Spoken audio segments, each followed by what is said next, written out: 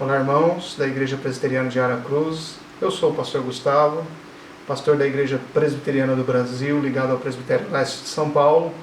E eu e a minha família temos o privilégio, neste momento, de servir a Deus no campo transcultural. E tem sido rica e oportuna a graça de Deus e tempo de Deus para nós e para a nossa família, que nos enviou para o Kosovo. E aqui estamos, servindo a Deus, trabalhando em cooperação no plantio de uma igreja. E são muitos os trabalhos, muitas as frentes evangelísticas, muito o que Deus tem feito aqui no Kosovo, através de nós, e naquilo que nós temos colaborado com os irmãos que já são cristãos aqui, colaborado para a firmeza na fé desses irmãos, trabalhado junto com eles para que eles cresçam na graça e no conhecimento do Senhor. Eu quero nesse nosso momento junto, eu quero tratar sobre uma igreja missionária. Eu gostaria de falar com vocês sobre 5 marcas de uma igreja missionária. Sei que os irmãos estão envolvidos em missões, sei que os irmãos estão preocupados em trazer uma reflexão bíblica acerca da obra missionária.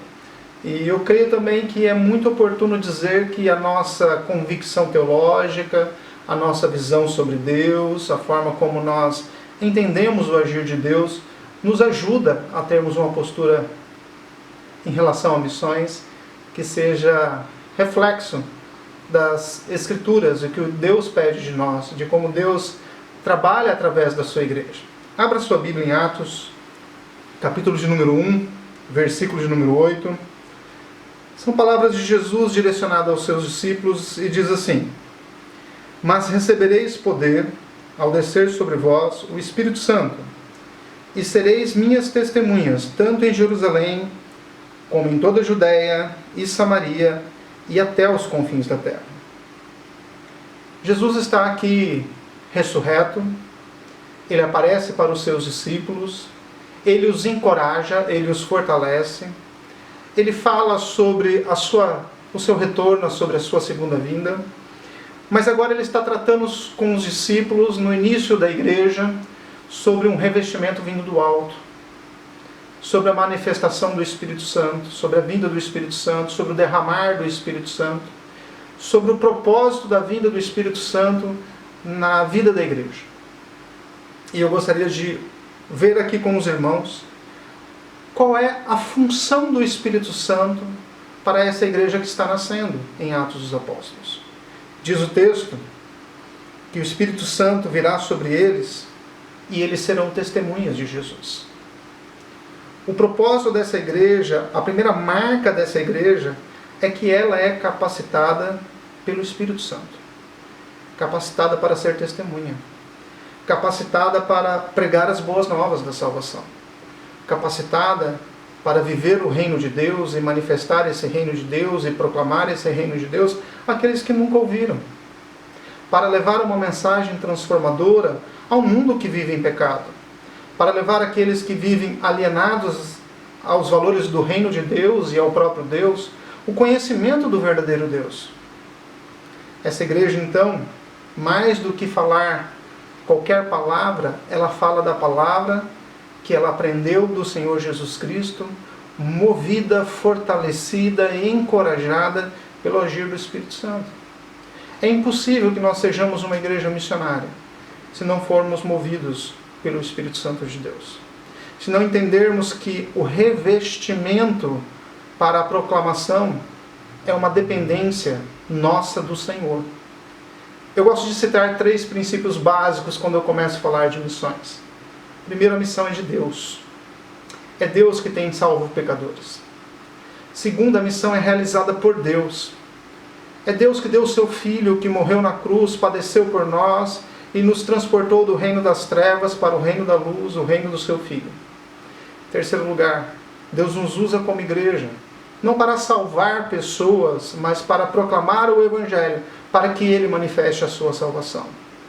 A nossa finalidade no campo missionário, na ação evangelística local, transcultural ou nacional, não é para que nós recebamos alguma honra ou alguma glória, mas para que nós canalizemos toda essa honra e toda essa glória para aquele que é digno de toda a honra e de toda a glória. E eu sei que, como igreja de Deus, quando nós olhamos para Atos capítulo 2, versículos 6 e 7, Atos capítulo 2, abra sua Bíblia comigo em Atos 2, 6, 7. Diz assim: ora, estavam ali os crentes, os discípulos em Jerusalém, judeus, homens piedosos, vindos de todas as nações, debaixo do céu. Quando, pois, se fez ouvir aquela voz, afluiu a multidão, que se possuiu de perplexidade, porquanto cada um os ouvia falar na sua própria língua. Veja qual foi a capacitação do Espírito Santo para os discípulos, para aqueles crentes da igreja primitiva. A igreja estava nascendo, eram poucos ainda os números daqueles que seguiam a fé em Cristo. Mas vem o poder do Espírito Santo, atrai a multidão. Vem o poder do Espírito Santo e capacita esses primeiros cristãos a pregar o Evangelho de forma com que cada um ouvisse a pregação em sua própria língua. Percebe o milagre do Espírito Santo na comunicação do Evangelho? Quem traz clareza, quem faz romper as barreiras da cultura, da língua, não somos nós, não é a nossa bela capacidade, mas é a graça derramada sobre nós através do Espírito Santo. É assim que a igreja consegue se comunicar além das suas fronteiras. Veja que aqui é um milagre no derramar do Espírito, é um fato histórico. As pessoas estão ali para uma festa, e em meio a essa festa, desce o Espírito Santo, já que é a festa de Pentecoste, e o Espírito Santo vem quebrando barreiras. E missão é justamente isso. Missão é caminhar na dependência do Senhor, direcionado pelo Espírito Santo para proclamar as boas novas da salvação. Tem sido assim conosco aqui no Kosovo. Nós temos visto quantas dificuldades há para pregar o Evangelho em uma nação muçulmana. Nós estamos aqui com mais de 90% da população que crê em Alá e Maomé. Uma língua extremamente complexa. Uma cultura totalmente alienada aos princípios e valores do reino de Deus. Mas Deus nos trouxe a este lugar. Deus nos trouxe aqui porque Ele tem os seus neste lugar. Porque Ele tem pessoas a salvar neste lugar. Porque Ele tem uma igreja a formar nessa nação. Porque Ele tem, através da pregação do Evangelho, uma obra a realizar. E nós não podemos nos esquecer das duas dimensões da obra de Deus em relação à salvação. Ele opera no coração dos seus. A salvação em Cristo Jesus os leva a um quebrantamento, ao reconhecimento dos seus pecados, à confissão dos seus erros e a viver uma nova vida na dependência de Deus. Mas é uma segunda ação de Deus na missão. Aqueles que ouvem e continuam alienados, seguindo o percurso do seu próprio coração, o qual a mensagem para eles é loucura, esses valores que eles estão ouvindo nem lhe passam na mente, nem lhe caem no coração, e eles não abraçam a fé. A primeira pergunta que a gente tem que fazer para um missionário que está no campo não é o quanto de pessoas ele ganhou para Cristo. Afinal de contas, quem ganhou foi Jesus Cristo, se oferecendo ao Pai na cruz. Mas nós devemos perguntar o quanto ele tem pregado o Evangelho. O quanto ele tem se desgastado na proclamação do Evangelho. O quanto ele tem testemunhado do Senhor Jesus com a sua própria vida. O quanto ele tem testemunhado do Senhor Jesus dentro da sua casa, com os seus familiares, no seu bairro, na sua igreja. Como ele tem vivido para a glória de Deus, proclamando ao mundo que existe um Rei soberano assentado no trono que governa sobre todas as coisas.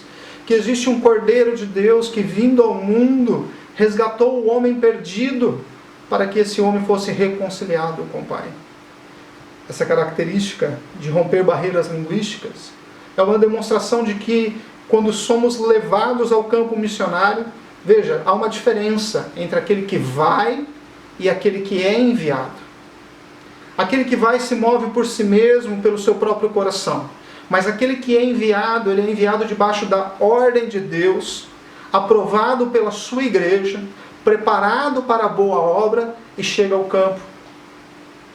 E esse homem que chega ao campo, ele chega apesar das suas dificuldades, apesar das suas limitações. É Deus que o colocou ali, é Deus que o sustenta ali, e é Deus que vai realizar a obra que Ele tem que fazer através da vida de cada homem e mulher que Deus tem enviado aos campos missionários.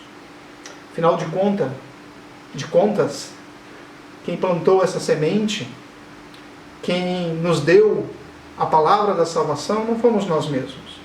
O que nós podemos fazer é sair a semear até que o Senhor passa fazendo a sua colheita. Em Atos capítulo 2, versículo 37, há uma ordem bem interessante dessa igreja movida pelo poder do Espírito Santo e o conteúdo do que ela pregava. Atos capítulo 2, versículo 37, diz assim: ouvindo eles estas coisas, compungiu-se-lhes o coração e perguntaram a Pedro e aos demais apóstolos: que faremos, irmãos? Respondeu-lhe Pedro: arrependei-vos e cada um de vós seja batizado em nome do Senhor Jesus Cristo para a remissão dos vossos pecados.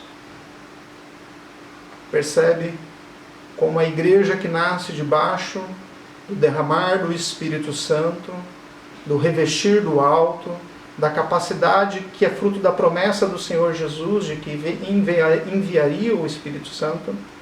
Qual é o conteúdo da pregação dessa igreja? Ela convida aqueles que estão ouvindo para se arrepender. A mensagem da salvação é uma mensagem de submissão. A mensagem da salvação não é para que o homem seja mais feliz. A mensagem da salvação não é para que o homem seja mais realizado nos desejos do seu próprio coração. Não é para que ele tenha uma vida material triunfante. Não é para que ele viva todos os sonhos e desejos do seu coração sem enfrentar nenhuma dificuldade, nenhuma barreira, seja de cunho emocional, financeiro, espiritual ou qualquer outra. Mas a mensagem da salvação é um chamado feito por Deus, a qual o homem pecador não pode resistir. Ele vem, sedento, quebrantado, para provar da água da vida, que jorra de uma fonte celestial. E aquele que prova dessa água nunca mais terá sede. A mensagem da salvação é uma mensagem de submissão ao senhorio de Deus em Cristo Jesus. É entender que é menos nós e mais Ele. A realização da missão não é uma missão em que a igreja abraça e faz dela a sua missão, mas é uma missão onde a igreja se coloca abaixo do senhorio de Cristo e diz: é a missão de Cristo que eu devo realizar. É a missão de Cristo que eu devo fazer. É a missão que Cristo deixou para nós como igreja. É a missão que Ele delegou para nós fazermos. E a missão é: ide, pregai o Evangelho, proclamando ao mundo perdido os valores do reino de Deus, as palavras que ouvimos do Senhor Jesus. Não as nossas próprias palavras. Sabe por que falta, às vezes, um direcionamento mais focado na missão? É porque nós queremos compartilhar discursos. Nós queremos compartilhar as nossas próprias convicções. E nós deixamos de expor as Escrituras. Veja, irmãos, as Escrituras, ela é a palavra de Deus. E nós dizemos, como reformados que somos, que nós temos a autoridade das Escrituras como base da nossa fé, como alicerce da nossa fé, como nossa única regra de fé e prática. Se é assim, o que devemos expor é as Escrituras. É expor o texto bíblico dos mais simples aos mais complexos, do que exige tanto esforço de nós para buscar entender. E quanto mais conhecemos, quanto mais entendemos as Escrituras, mais devemos compartilhar com irmãos para que eles também cresçam nessa jornada de comunhão com o Senhor. Eu quero convidar você também a pensar que essa igreja cheia do poder de Deus, revestida pelo Espírito Santo, ela tem alguns comportamentos que me chamam muito a atenção.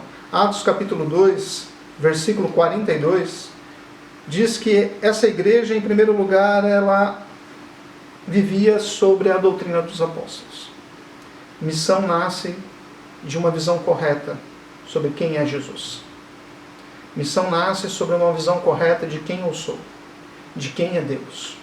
Irmãos, não passem pelo mesmo caminho que muitas igrejas estão passando, ignorando o que é a doutrina, a revelação das Escrituras sobre o ser de Deus, sobre o pecado que corrompeu o homem totalmente, o apartou para distante de Deus. Mas pensem, como as Escrituras revelam quem Deus é, quão profundo é este pecado, quão aborrecedor é este pecado ao coração de Deus, ao ser de Deus, E como mesmo esse Deus, sendo ofendido pelo pecado do homem, veio para reconciliar esse homem para consigo mesmo, deu de si mesmo o seu Filho. E nele, ele tem atraído os seus com laços de amor. Então essa igreja, a primeira marca dela é de que ela, no versículo 42, ela persevera na doutrina dos apóstolos. E essa é a segunda marca da igreja. Primeiro, ela é capacitada pelo Espírito Santo. Segundo, ela vive na perseverança da doutrina e da comunhão. Eles estão em comunhão com Deus e eles estão em comunhão com o próximo. E o motivo deles estarem em boa comunhão com Deus e com o próximo é de que eles têm um conhecimento verdadeiro, genuíno, correto sobre quem é Deus e quem são os seus irmãos e qual a tarefa dessa igreja no mundo onde eles vivem. Irmãos, nós não fomos chamados para viver em paz com os valores corruptos e perversos do mundo. Nós somos chamados para viver neste mundo pregando os valores do reino de Deus, ainda que isso possa trazer transtorno para nós. Veja que a igreja primitiva ela ficou conhecida, quando chega ali na região de Tessalônica, como aqueles que transtornaram o mundo chegaram aqui. Chegaram até nós. Nós somos aqueles que, movidos por Deus, vão anunciar as boas novas. E o reflexo de anunciar as boas novas, vivendo essas boas novas, é de que nós nos transtornamos o mundo. E a palavra transtornar aí é viver de forma diferente, de forma que impacta, de forma que confronta a sociedade e os valores éticos, morais daquela localidade. Onde a igreja chega, vivendo as Escrituras, pregando o Evangelho, onde chega o poder de Deus para libertar o homem, porque as Escrituras e o Evangelho é o poder de Deus que faz isso, ali chegam aqueles que transtornam o mundo. Transtornam porque tem posturas de homens que vivem na dependência de Deus. Outra observação, diz o texto, que esses irmãos eram cheios de temor, versículo 43. Em cada alma havia temor. O temor aqui é fruto do conhecimento de quem é Deus. É fruto de uma teologia correta. De saber que não somos dignos nem merecedores, mas mesmo assim Deus nos ama. De que não somos dignos nem merecedores, mas mesmo assim Ele enviou o Seu Filho por nós. Não somos dignos nem merecedores, mas mesmo assim em Cristo Ele nos deu a salvação e abriu a porta das mansões celestiais para viver um novo céu e uma nova terra, numa vida futura, na eternidade. Vida essa que nós não merecíamos. O que merecíamos era a condenação e o pecado, mas em Cristo fomos reconciliados com esse Deus. Essa é a mensagem da salvação. Terceira característica dessa igreja é que eles estavam sempre juntos. E esse estar sempre junto está ligado a orar e temer. Nós oramos, nós tememos e nós caminhamos juntos. Porque vemos que no aspecto da nossa teologia, no aspecto das Escrituras, nos aspectos doutrinários, estar junto é viver como igreja. É ser corpo de Cristo. Igreja é o corpo do Cordeiro. A missão é submeter ao cabeça.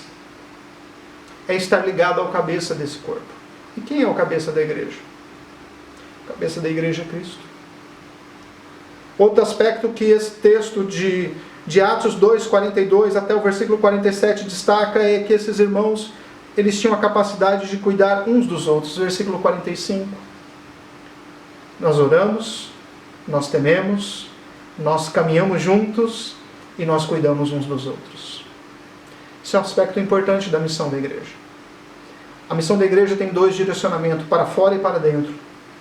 É uma igreja que proclama aos que estão fora e cuida dos que estão dentro. Ela proclama aos que estão fora que existe o Senhor Jesus e que elas estão vivendo uma vida de pecado e que elas precisam se submeter aos valores do reino de Deus. Mas ela cuida dos que estão dentro, das suas necessidades mais íntimas, mais particulares, até as suas necessidades mais sérias. Diz o texto que eles tinham propriedades, finanças e eles partilhavam entre si, cuidando um do outro, trazendo o fruto desse trabalho e cuidando para que cada um recebesse na medida em que cada um deles tinha necessidade. Aqui, irmãos, me permita abrir uma observação. Quão importante é no campo missionário, quando proclamamos o Evangelho, o realizar boas obras. As boas obras não para a salvação, mas as boas obras como testemunha de que somos igreja do Senhor. De que temos uma visão de cuidado interna e externa. De que somos levados ao mundo para viver nesse mundo, governando aquilo que Deus colocou sobre as nossas mãos de uma forma bíblica e de uma forma correta. Precisamos olhar para Atos 2 e entender que aqui a igreja ela está numa transição entre judaísmo e cristianismo, entre os valores de um templo que ainda guardava rituais de um antigo pacto, para o pacto no sangue do Cordeiro. O pacto no sangue do Cordeiro nos liberta, sabendo que Ele é o sacerdote, que Ele também é o sacrifício.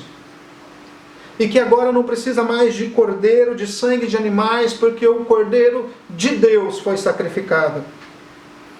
E Ele é a razão da nossa unidade. Ele é a razão desse cuidado que temos um para com os outros. Ele é a razão do nosso louvor a Deus. Diz o texto no versículo de número 46, que eles estavam no templo, que eles partiam pão de casa em casa, que eles tomavam as refeições com alegria e singeleza de coração, louvando a Deus. Missão é sempre realizada com sacrifícios. Missão é sempre realizada em obediência, fruto de uma visão correta sobre quem é Deus. Mas missão é feita com louvores. Missão não é realizada com queixas. Missão não é realizada com lamúrios. Missão não é realizada com visão distorcida daquele que se lança ao campo missionário achando que ele vai ter ali somente paz e sossego por todos os lados. Missão é renúncia. Missão é abrir mão. Missão é entender que fomos chamados não para nos realizar, mas para realizar a vontade daquele que nos chamou em Cristo Jesus. É a obra de Cristo, é a obra do Senhor, é a salvação dos eleitos, e é por isso que estamos no campo missionário. É por isso que a igreja está aí no Brasil, aí no estado do Espírito Santo, realizando essa obra e pedindo a Deus, Deus nos capacite. Nos capacite para que nós possamos testemunhar do Senhor interna e externamente. Proclamar no bairro, na cidade, no estado e na nação que existe um rei soberano. Terceira marca dessa igreja. Essa igreja tem Cristo como centro de sua mensagem. Em primeiro lugar, você viu que ela é capacitada pelo Espírito Santo. Em segundo lugar, você viu que essa igreja vive na perseverança da doutrina apostólica, da doutrina dos apóstolos. E em terceiro lugar, essa igreja tem Cristo como centro da sua mensagem. Atos, capítulo de número 3, diz que Pedro e João estavam indo ao templo, como costumeiramente, para orar. E, indo para o templo, eles se deparam com um coxo, que ali estava sentado e esmolava. E ele olha para Pedro e João, à espera de receber alguma esmola. Mas os discípulos não tinham o que lhe dar materialmente. Mas tinha a palavra de restauração em Cristo Jesus, ordenando a esse coxo para que se levantasse e andasse. Esse coxo, então, entra com os discípulos ao templo. As pessoas reconhecem que era o homem que ficava lá do lado de fora pedindo esmola. No capítulo de número 3, versículo de número 11, diz assim: apegando-se ele a Pedro e João, todo o povo correu atônito para junto deles no pórtico chamado de Salomão. Irmãos, logo no versículo 19, Pedro então coloca-se a anunciar a estes homens que estavam espantados com a cura que havia acontecido. E é assim que acontece na missão, né? As pessoas se espantam com as coisas menores da missão. Se espantam com o excentrismo de uma cultura, com um aspecto que não é central à missão. A cura de alguém que estava enfermo é um ato maravilhoso, miraculoso de Deus, que somente Ele pode realizar. Mas aqui a questão é como a igreja responde a isso. Enquanto as pessoas estavam abismadas por ver uma pessoa que estava doente sendo curada, o apóstolo Pedro vem no versículo 19 e diz: arrependei-vos e vos convertei-vos, para serem cancelados os vossos pecados. No versículo de número 26 ele diz: tendo Deus ressuscitado o seu servo, enviou primeiramente a vós outros para vos abençoar, no sentido de que cada um se aparte das suas perversidades. Percebe a característica e a marca dessa igreja? Ela vivencia na autoridade do Senhor Jesus e no poder do Espírito Santo diversas obras maravilhosas que Deus faz através dela. No caso aqui, a cura de um homem que estava enfermo. Mas quando essa igreja é colocada diante da sociedade, espantada com essa obra miraculosa, ela responde apontando para que toda a glória seja dada ao Cordeiro de Deus que tira o pecado do mundo. É muito importante a gente saber, quando estamos realizando a missão, qual é o centro da missão. O centro da missão não é o nome da igreja. O centro da missão não são as pessoas que estão na linha de frente. O centro da missão não são aqueles que estão por trás dos missionários sustentando a obra que está sendo realizada, seja financeiramente, em oração ou algo do tipo. Mas o centro da missão é o senhorio de Cristo.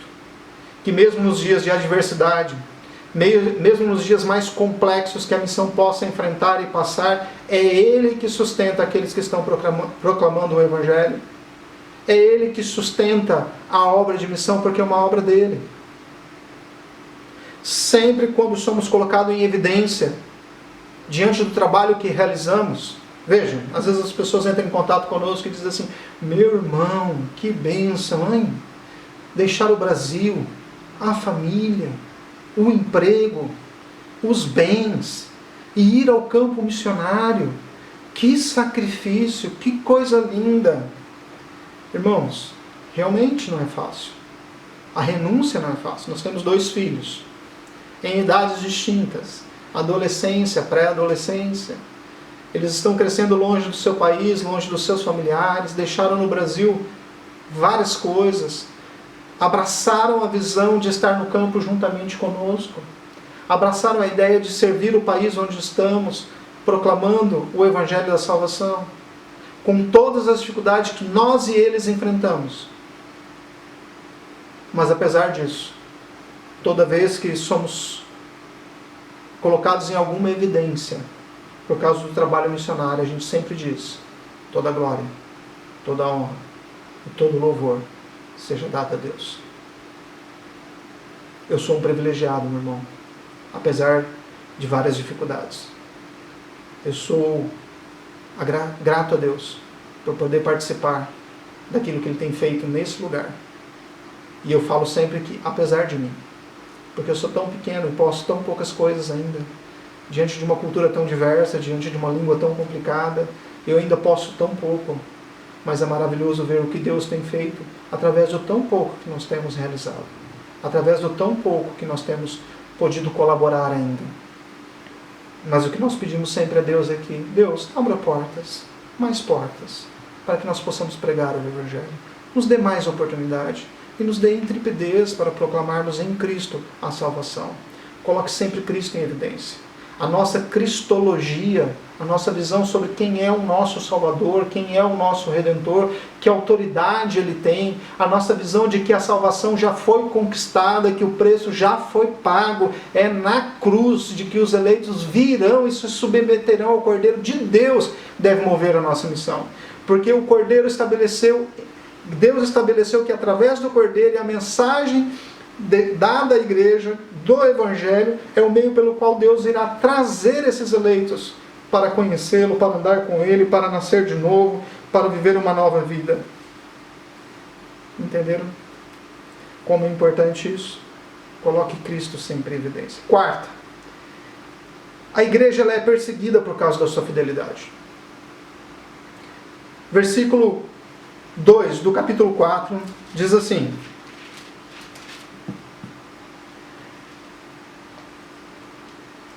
ressentidos por ensinar eles ao povo e anunciarem em Jesus a ressurreição dentre os mortos, os prenderam, recolhendo-os ao cárcere até o dia seguinte, pois já era tarde. Muitos, porém, dos que ouviram a palavra, aceitaram, subindo o número de homens a quase 5.000. Em Atos capítulo 4, versículo de número 2, diz que eles estavam ressentidos por ensinarem, os discípulos ensinarem ao povo e anunciarem em Jesus a ressurreição dentre os mortos. E que eles prenderam, recolheram eles ao cárcere, à prisão até o dia seguinte, porque já era tarde. Muitos, porém, dos que ouviam a palavra aceitaram, subindo o número de homens a quase 5.000. Irmãos, essa igreja, quarto passo, ela é perseguida por causa da sua fidelidade. A igreja não vai encontrar bonança na missão. A igreja não vai encontrar flores na missão. Ainda que ela possa ter momentos de grande júbilo e alegria, por causa da paz com que o Senhor enche o coração delas, da igreja, de cada pessoa. Mas essa igreja, quando ela obedece à ordem de Jesus de ensinar o que deveria ser ensinado, de ser fiel a Ele e do que dele recebemos, nós vamos confrontar valores que estão sólidos neste mundo, que estão sendo aceitos pelo mundo, e a igreja é uma voz opositora a esses valores. As pessoas não vão nos amar quando pregamos a verdade. Na verdade, as pessoas, até mesmo dentro da igreja, estão procurando palavras que são agradáveis aos seus ouvidos e não correndo atrás do verdadeiro ensino das Escrituras, da exposição das doutrinas bíblicas.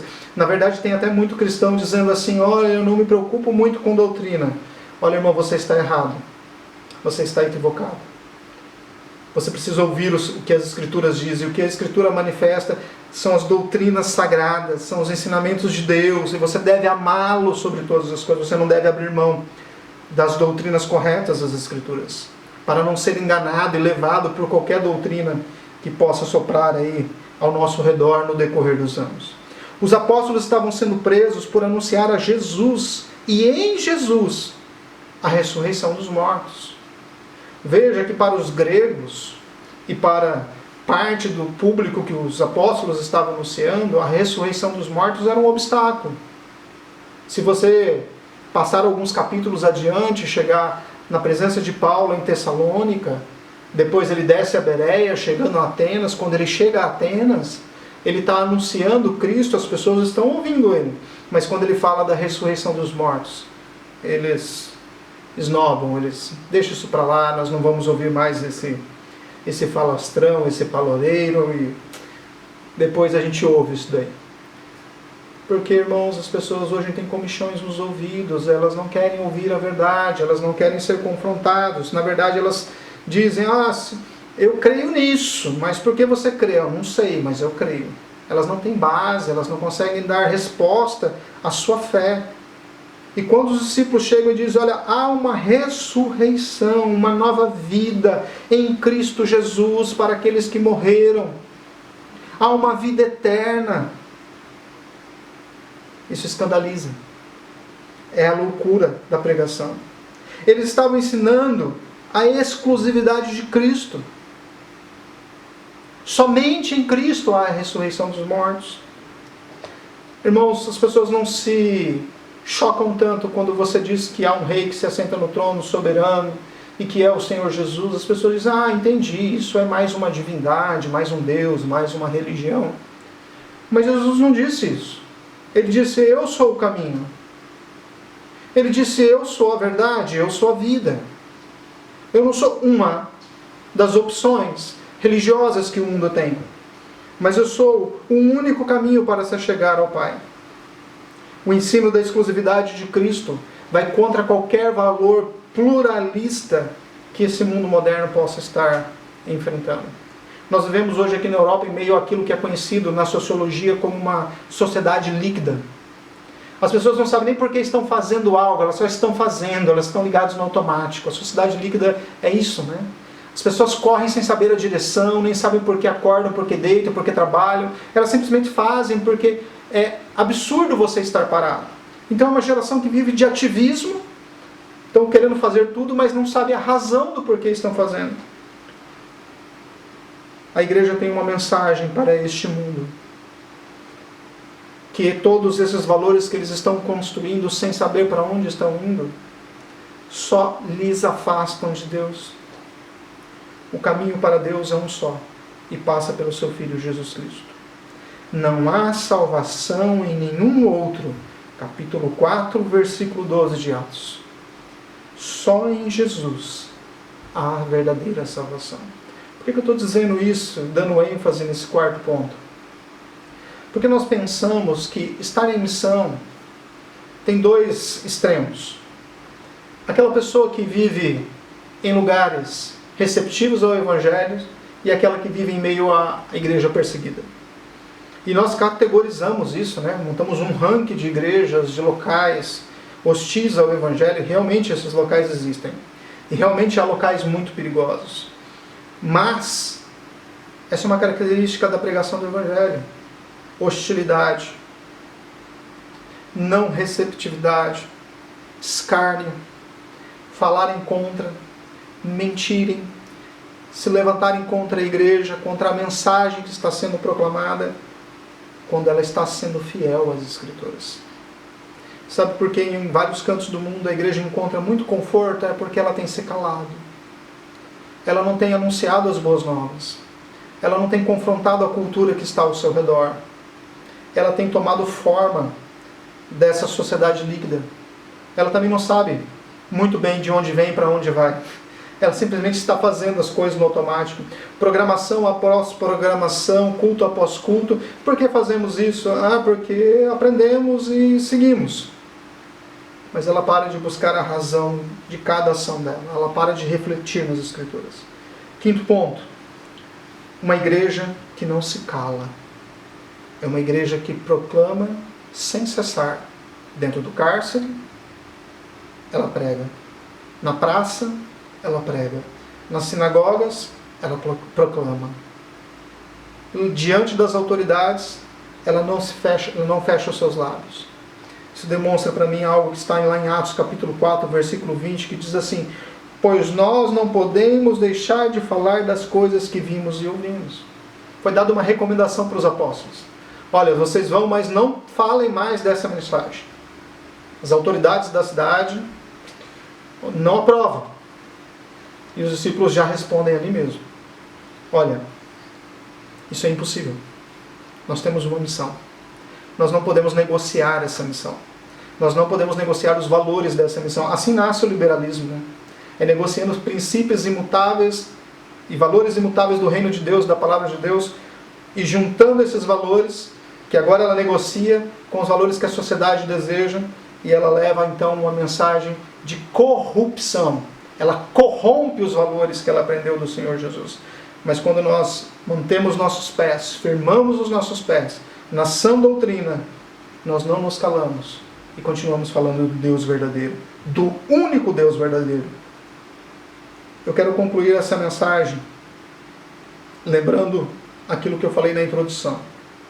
A firmeza doutrinária move a nossa missão. Quanto mais conhecemos a Deus, quanto mais conhecemos as Sagradas Escrituras, mais nós nos envolvemos com esta missão, porque entendemos que isso é uma obrigação. Quando entendemos que todo homem está depravado, corrompido, perverso, afastado de Deus, vivendo uma vida devassa, aonde há um homem, ali há um campo missionário. Quando entendemos que em Deus nós fomos eleitos para a salvação, salvação do qual nós não merecíamos, e chamamos isso de eleição incondicional, é fruto da nossa teologia, é fruto das Escrituras. Nós devemos proclamar a todos os homens, porque Deus estabeleceu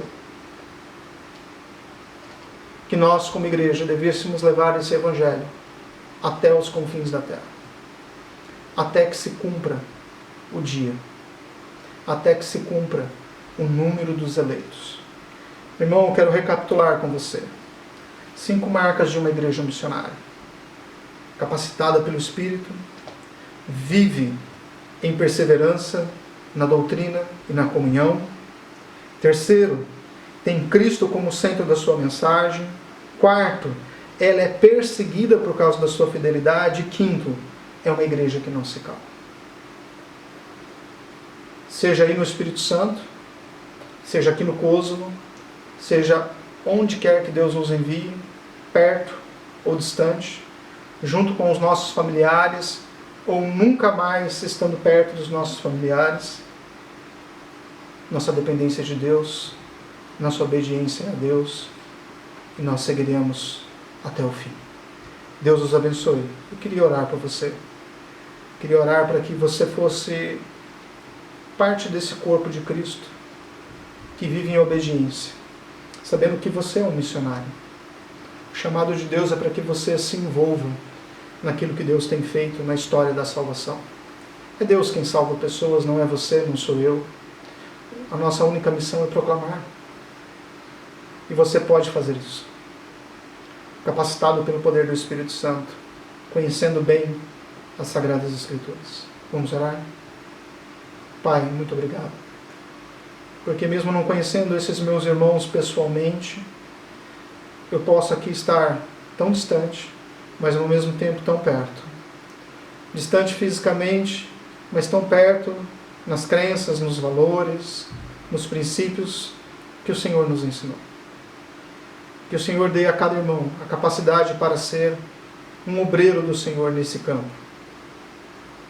A seara está pronta e nós queremos participar da colheita que o Senhor tem feito, proclamando que o Senhor vive, proclamando que o Senhor está no trono.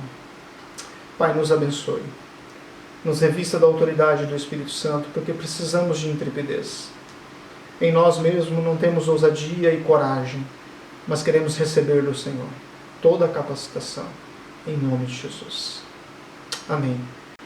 Deus os abençoe, fiquem na paz do Senhor.